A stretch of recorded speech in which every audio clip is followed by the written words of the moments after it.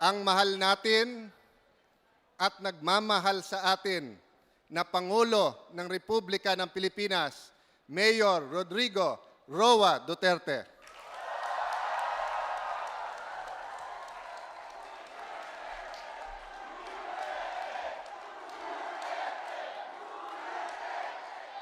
Kindly sit down.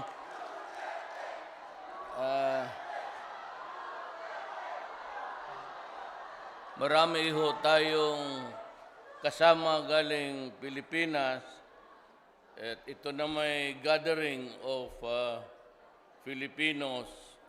We are all friends here. So para makilala lang rin ninyo yung mga opisyal ng gobyerno. But I'd start with Excellency Han Dong-man, Korean Ambassador to the Philippines. Thank you. The Philippine Ambassador to Korea, Raul Hernandez. Philippine Foreign Affairs Secretary Alan Peter Cayetano. And his lovely wife, the Taguig Mayor Maria Laarne Cayetano. We have the Finance Secretary Carlos Dominguez III. Yung hindi naniwala na ang sapatos ko marikina kahit tanggal ko, sabi, titingnan mo. Yung kanya mahal. Labor and Employment Secretary Silvestre Velio III. Sila ho yung lumakad sa problema natin sa Kuwait. I think I'll go there. I'd like to thank the Kuwaiti government for understanding us and keeping their faith in us and practically gave to all of my demands. Ang unang sabi ko is that there will be no confiscation of passports and cell phones para makatawag agad. Right after that incident, yung nakita yung babae sa freezer for 1 year. Medyo nagkalabuan because, I tend to... But anyway, they have 1 day off.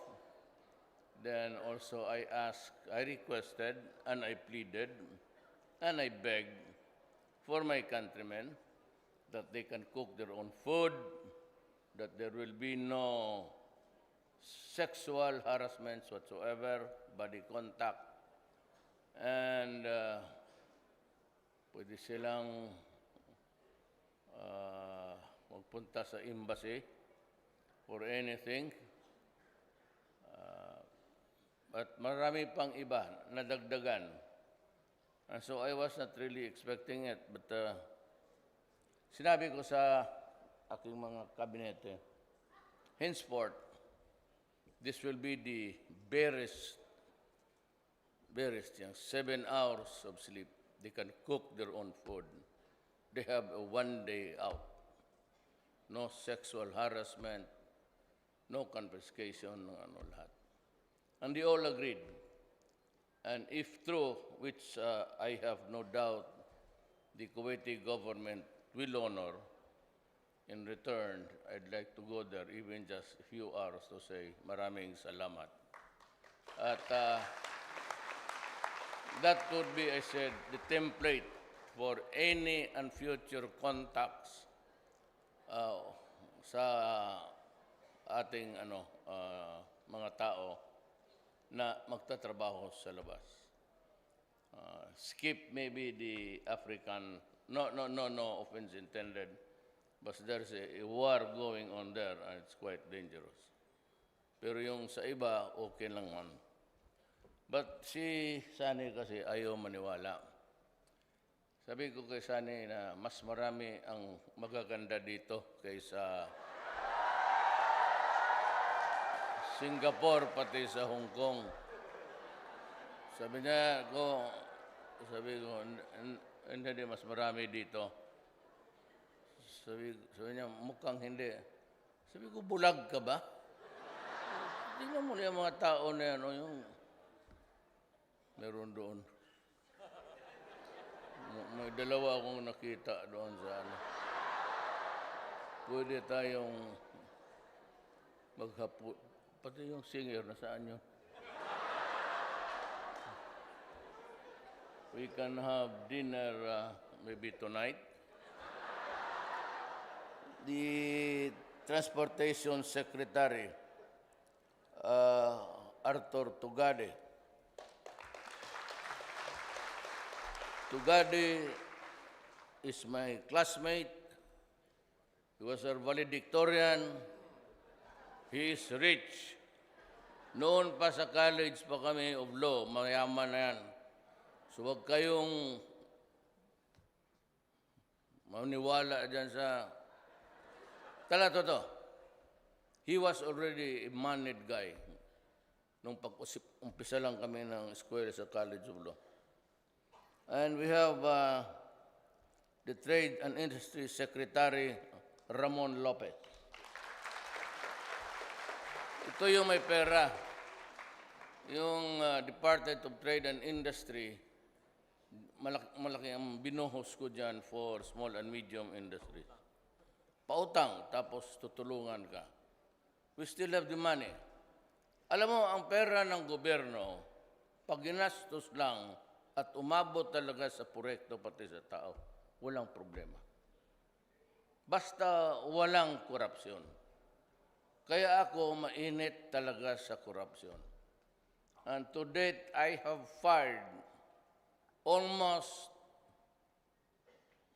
lahat kilala ko. And sadly, ito yung mga tao nag-udyok sa akin. Noon ako sa Davao, pinupuntahan ako, pinipiste ako ng mga yawa.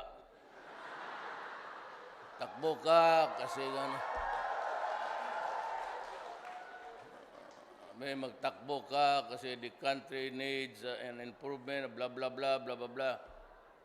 But noon doon ako, you know, I'd like to tell you frankly, yung mga tao mismo nagtulak sa akin, I thought that they wanted really reform.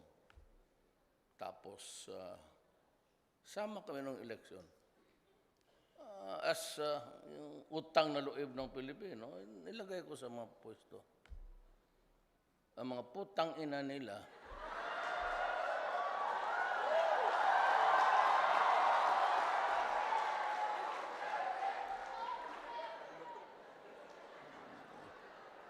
mag-travel abroad, inuubos yung pera.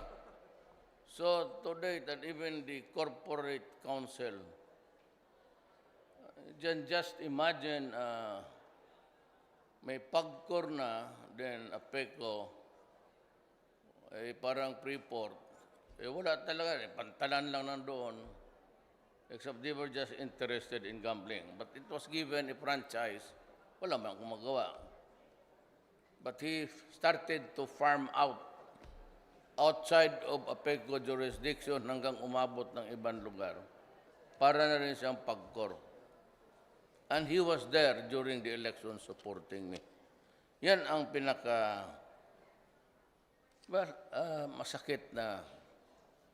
Kasabi ko dito, magtrabaho talaga tayo.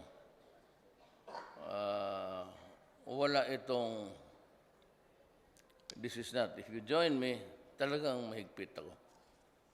So, to date, I have fired about 30. Yung mag-travel ng 21 times, punta ng Ottawa, punta ng Beijing, magpunta ng Brazil. Sabi ko, ma'am, bakit ka man masyadong malikot ang paa mo o ang ano mo? Makati ang... Sabi, explain to me. Climate change dito, conference, climate change. Climate change, climate change. 21 times. Putang ina yung climate change na yan. Tapos ang bagyo sa Pilipinas, palabas pa lang, pinupuwit naman ito isang bagong bagyo. So what have you achieved? You've wasted money. Lahat na nag-travel,